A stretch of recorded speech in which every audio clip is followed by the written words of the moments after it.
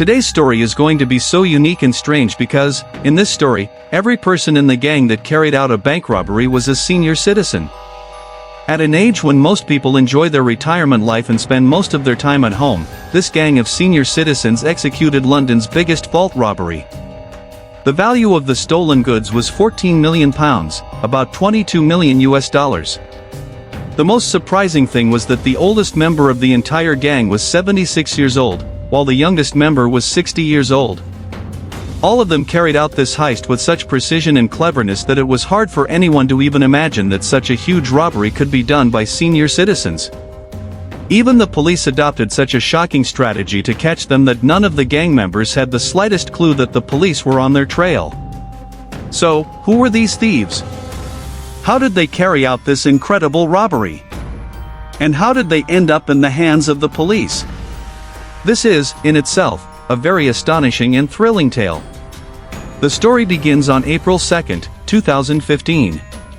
That was the day when, due to the start of the Easter holiday in London, all banks were closed for 5 days. And as soon as those 5 days were over, on the morning of April 7, 2015, when the depository vault opened, the sight there made the vault manager and the employees lose the ground beneath their feet. This story is from London's Hatton Garden area, which for centuries has been known as the city's diamond district. That was the reason why jewelry shops were everywhere in this area, selling the finest jewelry in London. Because the shop owners had very expensive and precious jewelry, they used to keep all their valuable goods in the vault of the Hatton Garden Safe Deposit Company. This safety deposit company was also located in the Hatton Garden area so that people could safely store their valuables there. From businessmen to local residents, everyone used these safety boxes to keep cash, jewelry, and important documents. The Hatton Garden Company had built its vault back in the 1940s, with security features so strong that breaking into it was almost impossible. The company also claimed to its clients that no one could break their vault. But this gang of senior citizens made a mockery of the company's promises and executed a theft that neither the businessmen of Hatton Garden nor the company itself had ever imagined. There were 6 members in this gang. The first member's name was Brian Reeder, aged 76, and he was the mastermind behind the entire plan. Brian had earlier been to prison on theft charges, and there was also an allegation against him for the murder of a police officer, though no solid evidence was ever found against him.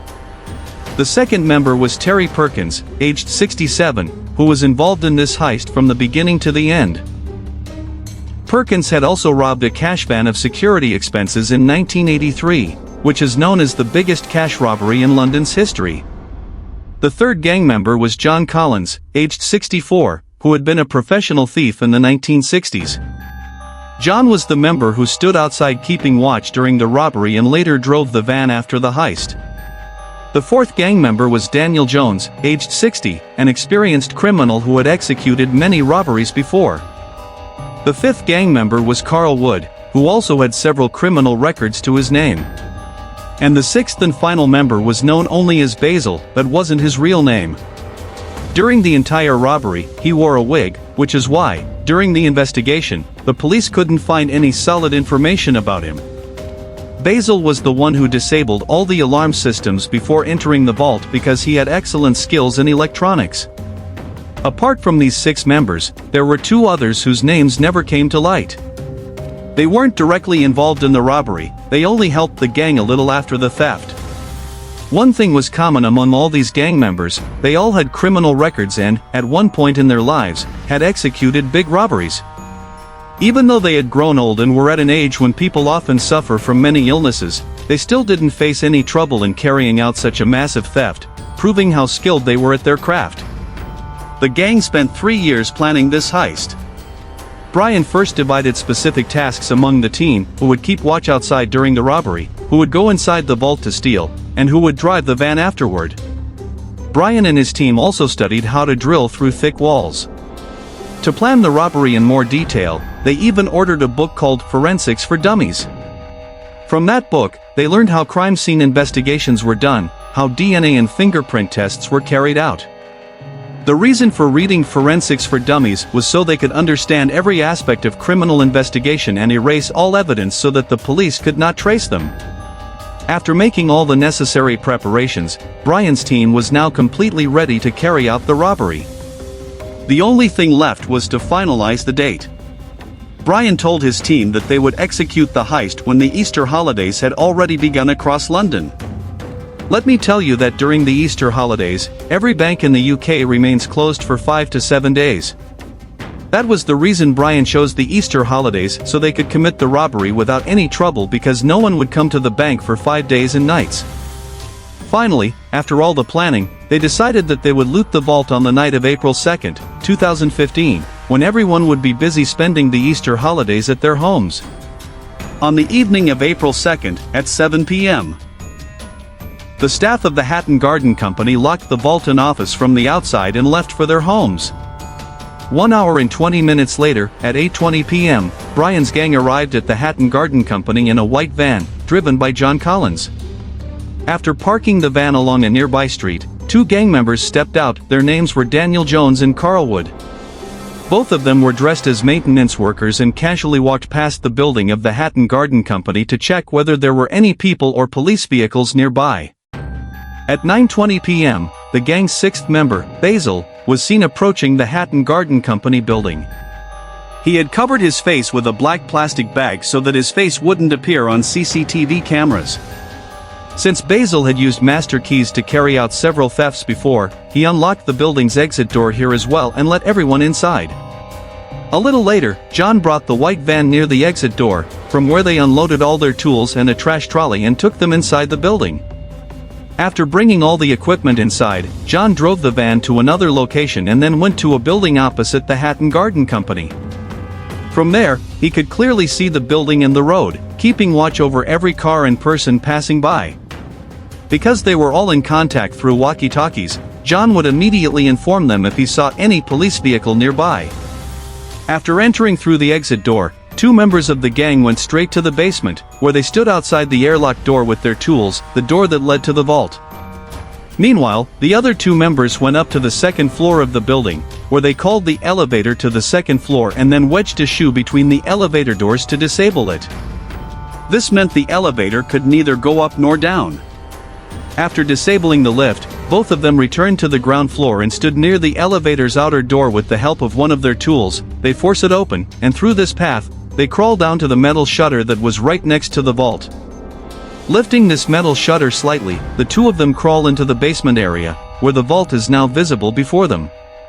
In this basement, under the stairs, there was a small control room from where the airlock door, CCTV cameras, and alarm systems were controlled.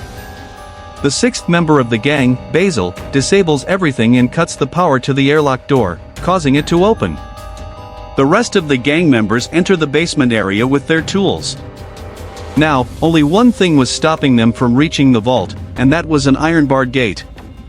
They start cutting it with a saw, but then something happens that turns their confidence into panic and fills them with fear. Although Basil had disabled the alarm system, a notification still goes out to the building's security company. After that, they send a guard outside to check if everything is fine.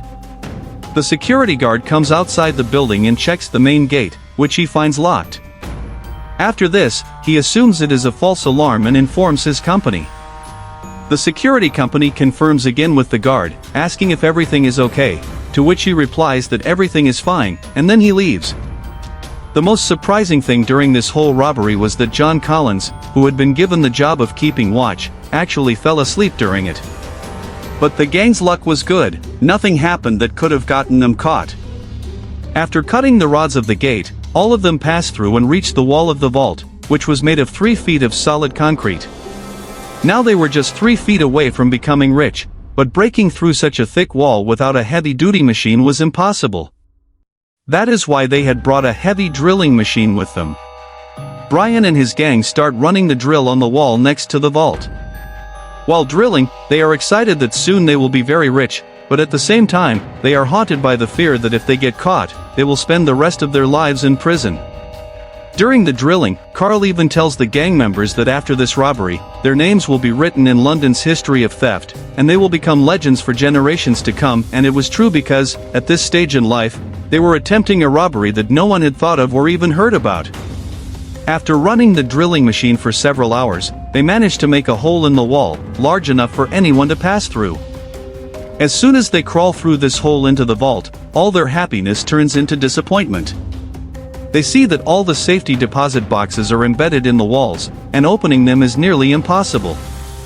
Seeing this shocks them because, after so much planning and preparation, this crucial point had been missed, and their plan has failed. Now it was time to make a decision, and the gang leader Brian decides that they will all leave and then think about what to do next. Brian and his entire gang pick up all their tools and exit through the building's door, where John is already waiting for them with the white van. They all get into the van and drive away. As soon as they sit in the van, Brian makes up his mind that he will neither return to the Hatton building nor attempt the robbery again. Brian believes that if a plan fails once, working on the same plan again leads to mistakes and greatly increases the risk of getting caught. And since, due to his old age, Brian couldn't take too much stress, he decides to step back from this robbery and tells the other gang members to do the same. But greed had now entered the eyes of the other gang members, and they did not want to leave the fortune within their reach at any cost. They try to convince Brian again and again, but Brian has made his decision and refuses. When Brian declines to listen to any of them, they decide to go back to the vault without Brian and loot it. After hours of planning and discussion, they agree they need a powerful hydraulic machine to break open the safety deposit boxes. To arrange this hydraulic machine, John Collins and Daniel Jones go on Saturday afternoon in a white car to an equipment store, where they can buy the hydraulic pump.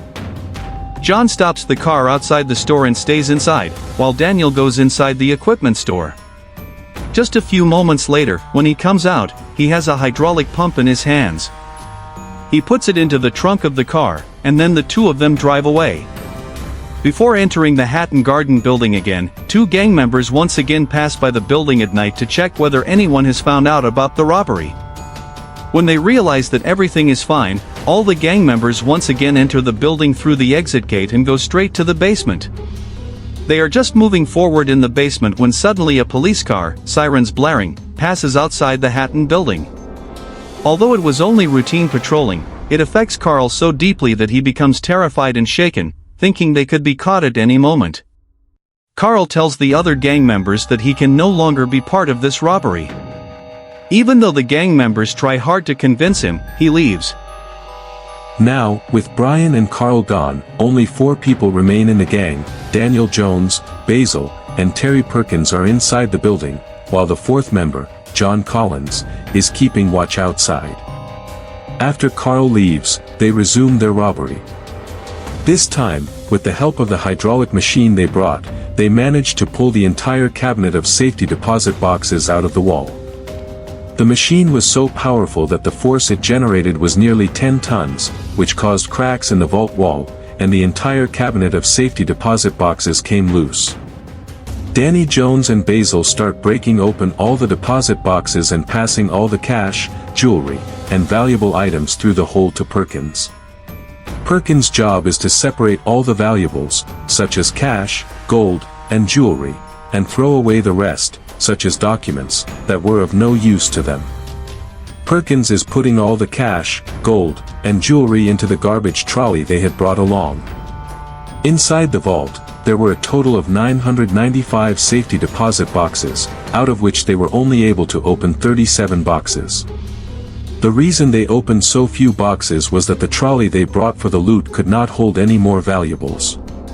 But even then, this robbery was so massive that it became known as the biggest heist in London's history. After completing the robbery, all the gang members once again exit through the same gate where John Collins is waiting with the van. Perkins loads the garbage trolley, filled to the brim with cash, gold, and jewelry, into the van, and then they all drive away. For days after this robbery, on April 7, 2015, the Easter weekend holidays are over. On Tuesday morning, the staff of the Hatton Security Company returns to work. As soon as they open the office and go down to the basement to the vault, their eyes widen in shock. They see safety deposit boxes scattered on the ground, with all the valuables missing. Seeing this, they immediately inform the police, after which the police arrive at the Hatton Security Company office at 9 a.m. and begin their investigation. As soon as the police enter the vault, they see the deposit boxes lying on the ground, with all valuables stolen. They also find tools and the hydraulic machine used by the thieves. Because of this robbery, the shop owners and businessmen nearby suffer a huge shock, as a lot of their cash and valuables kept in these deposit boxes have been stolen. They can't believe that a theft has occurred inside such a high security and strong vault, and that too, when the vault's alarm system was connected to an alarm security company. This robbery raises many questions about both the Hatton Security Company and the Alarm Security Company. People also begin asking why the Alarm Security Company didn't inform the police when they received a notification, and how their negligence allowed this vault to be looted. The police, moving their investigation forward, begin a detailed search of the vault, hoping to find fingerprints or DNA samples that could lead them to the thieves. As I told you earlier, the gang had studied a whole book called Forensics for Dummies to understand what evidence could be found at a crime scene and how investigations are conducted. Based on the information from this book, the entire gang wiped away all evidence from the crime scene. That's why the police find bottles of bleach there, which had been used to wipe off fingerprints. Along with removing fingerprints, the thieves also took out the CCTV camera's hard drives, which meant the police had neither photos nor videos of them. Because of this, the police were still empty-handed, not knowing how to catch these thieves. During the investigation, the police realized that the gang they are chasing is made up of professional thieves who have a good understanding of forensics and other details. Their job will be very difficult. Pressure on the police to catch these thieves keeps increasing. They have to capture the whole gang at any cost before they sell the stolen goods. And then, finally, the police find the first clue that cracks open the entire robbery case. Although this gang had planned everything perfectly, they had missed one very important point: the CCTV cameras installed all over London streets. This meant that every person moving on London's roads was recorded on these cameras, and the police had access to them.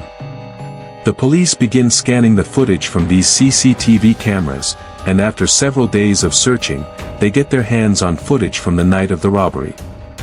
Seeing it, their eyes light up. In this footage, the police see the white van driven by John Collins, from which two gang members dressed as maintenance disguised in workers' uniforms, they exit the building. In the footage, the police also spot Basil, who had covered his face with a plastic bag. Using this footage, the police begin creating a profile of how the robbery might have been carried out.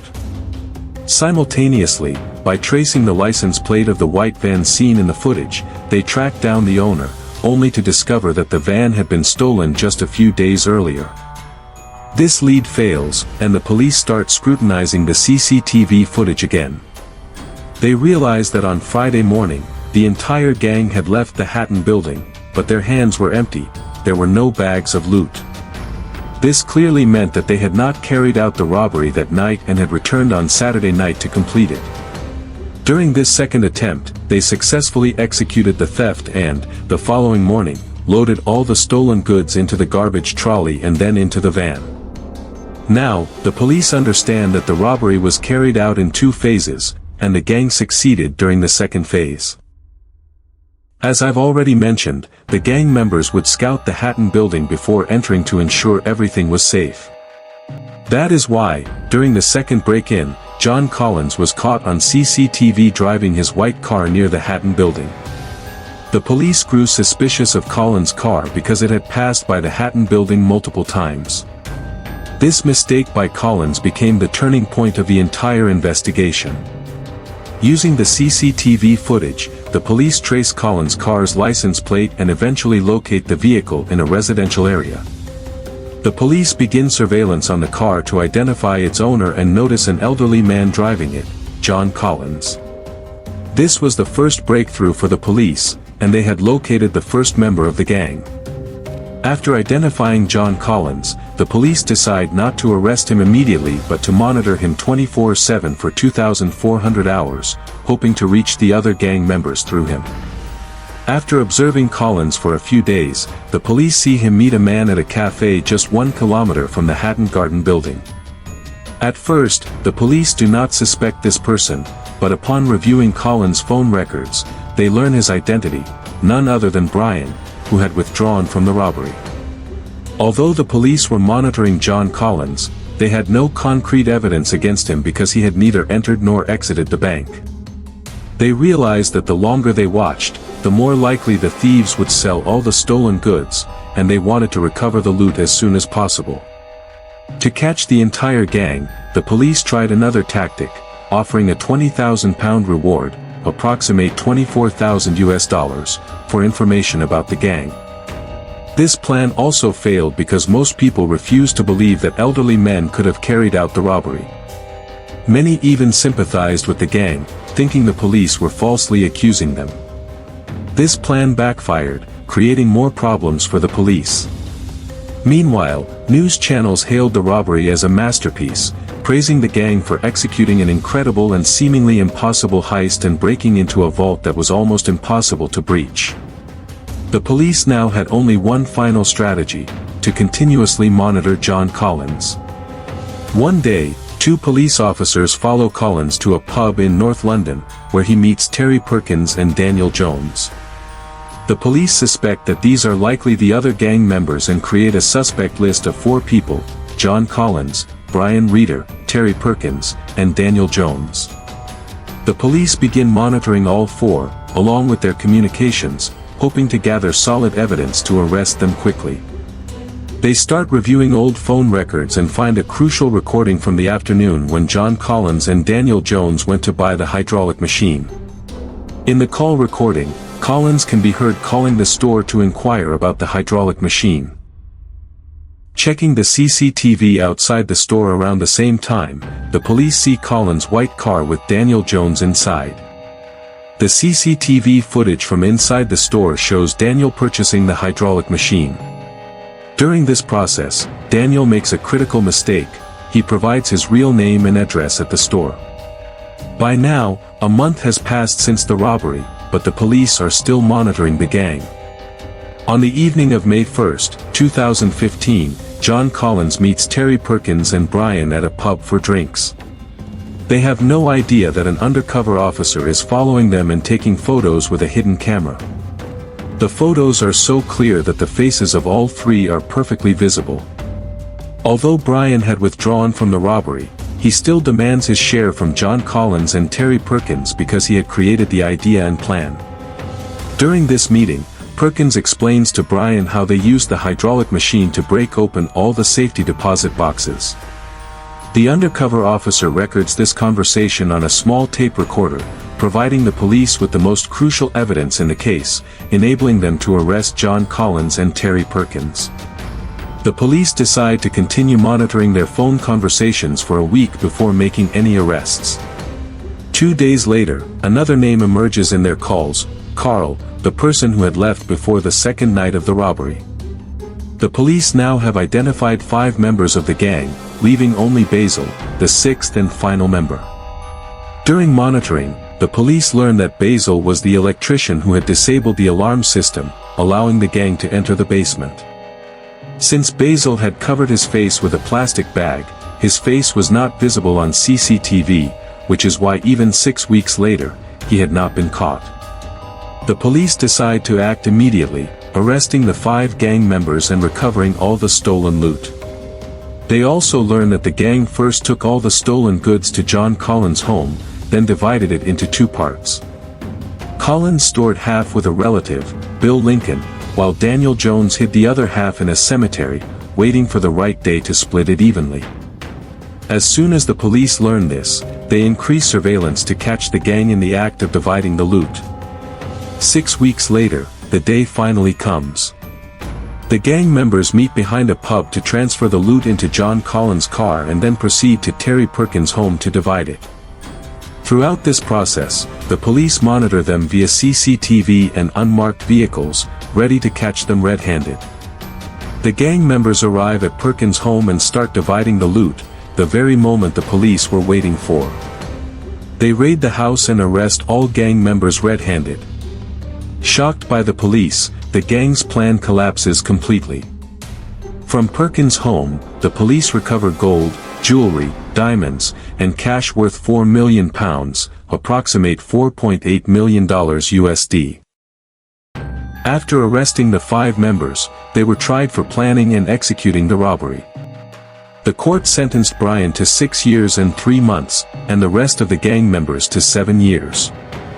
Basil was initially at large but, with the help of informants, was caught 9 years later and sentenced to 10 years. In their final report, the police stated that they only recovered £4 million, approximate $4.8 million USD, worth of loot, while the remaining £10 million, approximate $12 million US, of stolen goods was still missing. This was the story of a gang of elderly thieves who executed a meticulously planned robbery. Despite their brilliance, small mistakes, such as John Collins using his personal car, Daniel Jones revealing his real identity at the store, and the gang continually meeting and communicating on personal phones, led to their eventual capture. How did you like this story? Share your thoughts in the comments, like and subscribe to the channel, and don't forget to leave as many comments as possible. See you in the next video.